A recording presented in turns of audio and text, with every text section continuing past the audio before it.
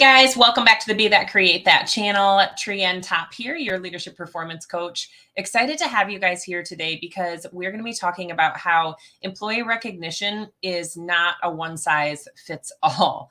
So in today's episode, we're going to be talking about the 5 languages of appreciation in the workplace that is going to help leaders inspire some great performance. And it's also going to give you an opportunity to retain some top talent. So the first step to figuring out a valuable working relationship between your team and even creating a culture of recognition is learning about each other's primary language of appreciation. So if you can learn to express some genuine appreciation for your coworkers, for your team, how their specific contributions and actions are helping with the company values, then we're going to increase loyalty. We're going to improve employee and team experience. And the most important part maybe is that we're going to cut down on staff turnover.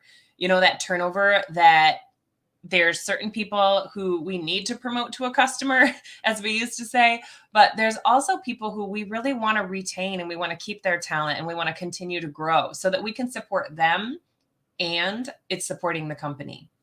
So I first heard about the 5 languages of appreciation in a workplace when I started to explore a different book by Gary Chapman called The 5 Love Languages. In this book, it really starts to examine how different personality types give and receive love. And I had just met my husband, so we're talking 2003, 2004 timeframe. And I knew that I wanted this to be a long-term relationship and I wanted to be able to communicate better.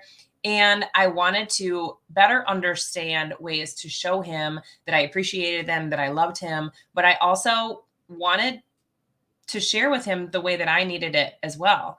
So all the relationship gurus at the time were saying, you know, make sure you communicate what it is that you want and what you need so that you get a more fulfilled relationship. So we read that book together and we came up with our primary love languages, which was really interesting. Maybe that's for another episode. However, this led me to really thinking about other relationships in my life and how I could use the 5 love languages to have better relationships with them. And primarily at the time, I was the general manager of a restaurant. So I was trying to figure out how to even better lead my team and have a better relationship with them in our workplace. So interestingly enough, a little bit later, a book came out called The 5 Languages of Appreciation in the Workplace. Now, this is one that Gary Chapman ended up co-writing with Paul White. And it really talked about how leaders can effectively show appreciation and encouragement to their team. And what I want to cover today are the 5 languages of appreciation, but I also want to talk about the difference between recognition and employee appreciation. So if you're down for that, give me 15 minutes of your time and we are going to get right to work. All right. So Trienne, how do I tell my employees that I appreciate them in the workplace? Well, first of all, I want to tell you, be authentic to making it comfortable for you to give that information. But we also want to make sure that the person that we are giving that appreciation to feels like an individual and it is created for them. So again, not all employee appreciation is one size fits all. One employee may really like maybe an invitation to a football game. Another one might want just a simple favor, maybe a word of thanks or a note left on their desk.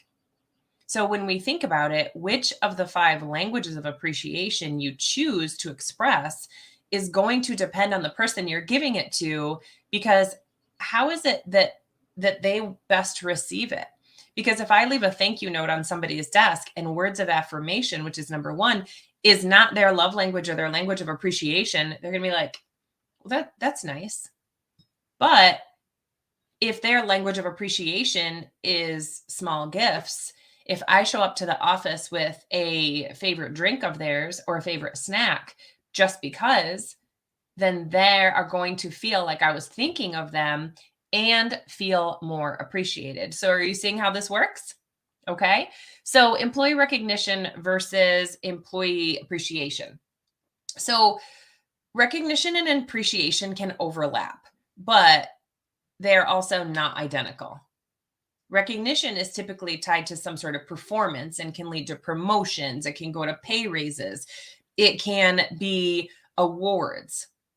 Appreciation is a little bit broader and it's maybe not as formal because it is giving some sort of encouragement, maybe for a struggling employee, or it's also just letting somebody know on your team who maybe doesn't get recognized enough because they're always doing a great job, that you really appreciate what it is that they are bringing to your team on a daily basis and what really makes them stand out.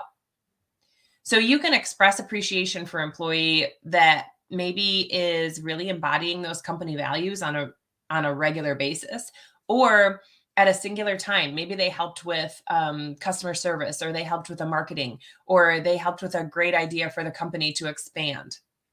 So we want to think about two different scenarios. So there's that global recognition, right? It's when a leader says, "Thank you for your service," remarks to maybe a whole group of workers who've gathered to celebrate like a career milestone. They eat cake, they compare matching gifts. You got a watch, you got a trophy, you got a calendar, whatever that almost like a blanket type of recognition is for some sort of happy occasion, whether it is a anniversary with the company or maybe it is a promotion that you got, but really over the top, it's not something that's very personalized. Individual and authentic appreciation is when a leader says, "Hey, can I just get a 10-minute check-in?" and give some sort of positive feedback. She thanks them for long hours or their creative thinking or helping with a major project that they just wrapped up. But she shows that appreciation in a way that then means the most for that team member. So, formally recognizing employees for their achievements or their tenure is going to be always welcome in the workplace. That's one of the ways that we have built a great culture in some of the teams that I've supported is those milestones. How long have they worked there? What kind of awards or achievements have they earned? Maybe you have a contest and they win that contest. But regularly expressing just appreciation in a casual manner is highly accessible, and it's a direct way for you to help your team feel valued. But it's also the one that seems to be missed the most and can make a huge impact on your culture. So we want to make sure that those global gifts, obviously, they're going to feel like they're not very sincere because they're global. Everybody kind of gets the same thing, right? When it comes to appreciation, the languages of appreciation, instead, we really identify what that person would value the most. And we go with that type of appreciation or that type of gift or that type of way of sharing that we appreciate them. So, all right, Trienne, how do I even know what a person's language of appreciation is? I mean, I don't even know what mine is, right? So, the first thing that I would say is recognize your team's individual efforts. Really think about their character traits, or if you've listened to stories of them on a personal basis, what kind of personal things have motivated them? What are you hearing? And then you're going to tailor your appreciation to suit each one of those people in an appropriate way. So, the first thing that I want you to do is I want you to just observe your team. So, typically, a person's language of appreciation is that they want the most, is the way that they express it the most. So, if your team member is always bringing coffee or donuts or treats in, or they are showing up with candy bars, snacks, whatever, they're giving those gifts, then we know that as an individual, that is something that probably makes them feel important. However, if your person is always writing thank you notes, thank you cards, making sure that the other people on the team get birthday cards, it's written, right? Those words mean something to them. So oftentimes they're a person that is words of affirmation. The other thing that you can do when you're observing is really listen attentively, really listen. Work backwards by really looking at how, when you have FaceTime with that person, have they shown another person appreciation? Because typically, again, or even asking them, when's the last time that you felt recognized? When's the last time that you really felt appreciated? This is a question that I actually ask in my upfront interviews with people, because once they start to work as a part of our team, then I want to know what that language of appreciation is for them right off the bat, so that I can make sure from the very start, I'll even write it in their notes from the very start. How does this person learn the best? And what is this person's language of appreciation? How do they like to be told that they're doing a good job? And what better way than for them to just tell you? Okay. So, all right, Trienne, what are the 5 languages of appreciation in the workplace, and what in the world do I do with them? Well, when I'm doing coaching one-on-one with some different leaders that are leaders of their own teams or their companies, or they are even office managers, and they want to build the culture within their team, one of the very first things that we cover are these 5 languages of appreciation. Because what I'm finding is not a lot of people are taking the time to think about this, and even more so, they don't even know that it exists. And it's interesting, once they start to think about the different people that are on their team, they can completely recognize what it is about that team member that makes them feel the most special.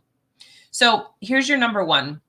Number one is going to be words of affirmation. So these can be verbal or they can be written, whatever your authentic approach is. Some people are still practicing trying to give that positive feedback in the moment. Once you do, it's a game changer. Notice it in the moment, teachable moments, and be as specific as possible. Something generic like, oh, good job, is not going to be as compelling or effective as really taking the time to compliment a specific skill or an action. So maybe an employee's quick thinking on the shift saved your company a customer service experience, or maybe it helped you retain a client who's been a client with you for a long time and they weren't sure what their next step was. So some employees prefer words of praise, but first we want to really understand if that is what our team member needs. So verbal affirmations can take place in front of a lot of people, or they can be on a one-on-one meeting. Some team members actually really like positive remarks in front of their coworkers, while other people are really quick to kind of push it off and they want to be low key, or they want you to just mention it one-on-one. So know the person's comfortability first. Okay. So written affirmations are also a really effective way of showing appreciation. But again, consider how you're relaying that message and whether they would rather have it in public or they would have it in private as a compliment. Never underestimate the power of a handwritten note.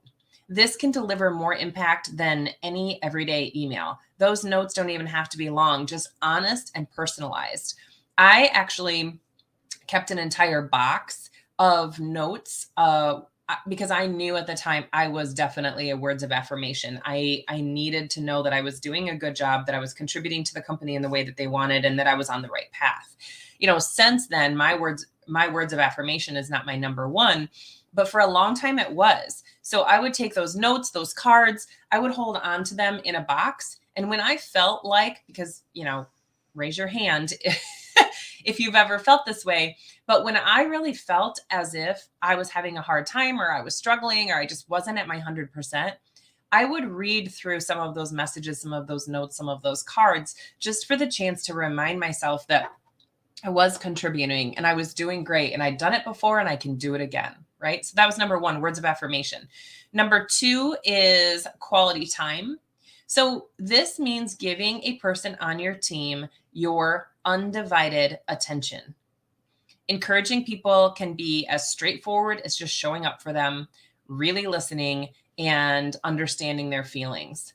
Even your body language, when you're open and responsive, can show that you're interested and supportive. So if you're just walking by a team member when you walk in for your shift for the day and you don't take the time to say hello, how are you, how was your morning, that can seem very aloof or like that person wasn't, worth the time. So make sure that if you know you're working with someone who is a quality time team member, that you're taking that time to think about when you show up, making sure that you're saying, hey, how are you? How was your day? Tell me some things that are going on before you jump right into business, business, business. Some people need that. And when they are talking business, because they're feeling personally seen and heard and supported, they're going to contribute even more to your team and the business. So you can give your time in a lot of ways. I'll just give you a couple examples. So you can share a meal time. You can, over coffee, have a conversation about something that's going on in the business or personally. You can go on walking breaks throughout the day. You could maybe even hold like small group sessions so that you can hear some of your team members' concerns. You could host a volunteer day where coworkers gather and do some community service or giving activities. Again, it's that spending of time, quality time. Or you could invite your employees to a fun, like problem solving activity.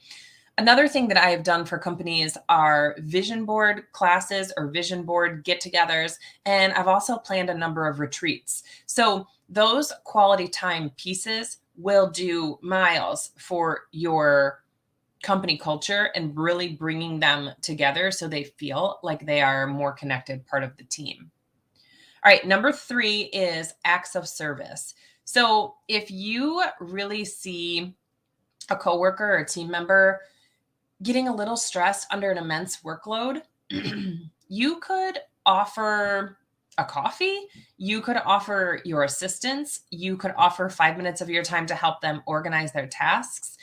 Many team members don't want just another calendar or a tote bag or something with a company logo.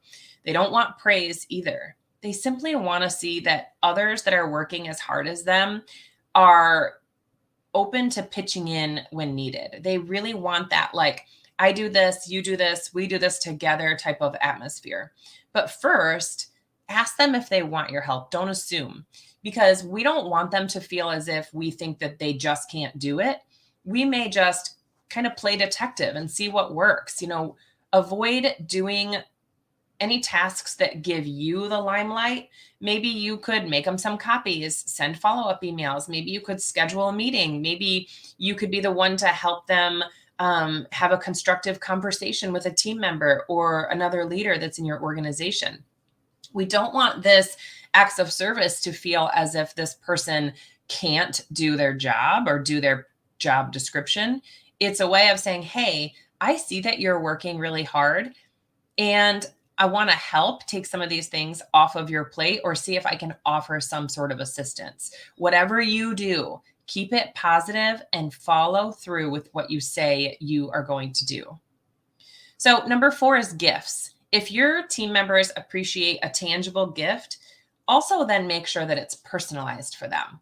Take some extra effort to figure out their interests in those day-to-day personal conversations that you have. I actually have a note on my phone that has the main players in my businesses and the things that they like, right down from colors to snacks to things that I've heard them talk about that they got for Christmas that they really enjoyed. And I just, after I have a conversation with them, I just jot a note in there so that if I want to get them something special the next time that I want to reward them, if they're a gifts person, then I easily have a list that I can go to. So I already know some of their favorite things. Okay. So where your workplaces might be remote or where you are maybe like a VA team, this can be especially challenging to be able to get to know each other. So one thing that you could do when somebody comes into your organization, I do this with my clients, is do a complete team questionnaire. And this is going to give you a glimpse of their hobbies, their passions, some of their favorite music, shows, books, snacks, drinks. That way, again, when you're going to personalize a gift for them, you already know some of their favorite things to be able to take from that list. And the presents don't have to be lavish. They just have to be tailored and personal for the person on your team that you're wanting to get them for. So some ideas to get you started. If an employee loves coffee, especially maybe from a local place. Maybe instead of just emailing them a Starbucks gift card, you make an effort to get them one from this local preferred cafe. If maybe a worker or a team member is running ragged between work and family stuff, they've maybe commented on how difficult it is, like to get dinner on the table or to get home in time to get meals around. Maybe you could gift them like a meal kit subscription, or you could make them a prepared meal or set up a catering real quick for them that just maybe it just needs reheating. Like we have a local place that does weekly meals that come in casserole pans that they can either freeze and use later, or they're just a real quick heat in the oven. An inexpensive employee appreciation can also be just in the form of their favorite treat, right? I absolutely love gummy bears, gummy worms.